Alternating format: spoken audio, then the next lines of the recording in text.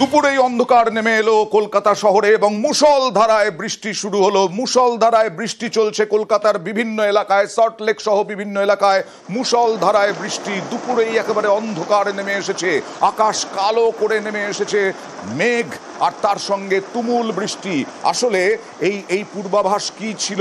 এবং দুর্যোগ দেখলেই তো আবার সেই আশঙ্কা মনে জাগে যে 400 মিলিমিটার বৃষ্টি হয়েছিল এক রাতে, কয়েক ঘন্টার মধ্যে। সরাসরি চলে যাব প্রতিনিধি বিশ্বজিতের কাছে। বিশ্বজিৎ, কি পূর্বাভাস ছিল এবং কতক্ষণ চলতে পারে এই বৃষ্টি?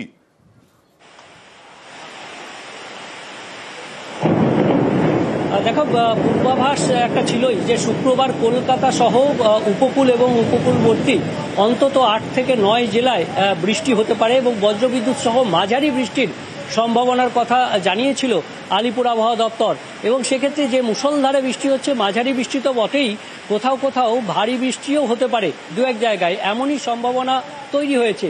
এবং এই যে পরিস্থিতি একটা তৈরি হবে, অর্থাৎ বর্ষা বিদায়ের আগে কার্যত ঘূর্ণাবর্ত ভারী বৃষ্টি হবে। কি কতক্ষণ হবে? কালকেও হবে? এবং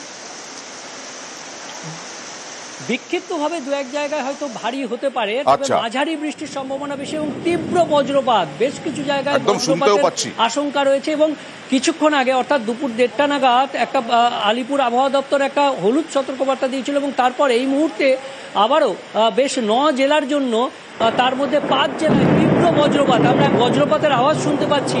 এই তীব্র বজ্রপাত সহ কলকাতা, দক্ষিণ 24 পরগনা, উত্তর 24 পরগনা, পূর্ব মেদিনীপুর, নদিয়া, এই জেলাগুলিতে তীব্র বজ্রপাতের সঙ্গে মাঝারি বৃষ্টিপাত এবং তার সঙ্গে সঙ্গে পূর্ব পশ্চিম যে মেদিনীপুর এবং বাকি হাওড়া হুগলি, সেখানেও হলুদ সতর্কতা, অর্থাৎ বজ্রপাতের সঙ্গে বজ্রবিদ্যুৎ সহ মাঝারি হালকা বৃষ্টি, এই বৃষ্টি চলবে। আমি আসবো একটু নিউজ 18 বাংলা দর্শকদেরকে জানাই তোমার যে তথ্য, সেই তথ্যটা আরো একবার জানাই। বজ্রপাতের সম্ভাবনা রয়েছে, বাজ পড়ার সম্ভাবনা রয়েছে, বাজ পড়ছেও। আমরা রিপোর্টারের ক্যামেরা এবং বুমের মাধ্যমে শুনতেও পাচ্ছি কলকাতা শহরে ব্যাপক বৃষ্টি এবং তার সাথে বিপুল বাজ পড়ছে, বাজ পড়ার আওয়াজ। খুব সতর্ক থাকুন। জেলায় যে সমস্ত জায়গায় বৃষ্টি হচ্ছে সেই সমস্ত জায়গায় বাজ পড়ার আশঙ্কা রয়েছে এবং সেই কারণে বারবার সচেতন করার চেষ্টা করছি আপনাদেরকে যে আপনারা সতর্ক থাকুন। বাইরে যদি থাকেন তাহলে সেইভাবে সতর্ক থাকুন।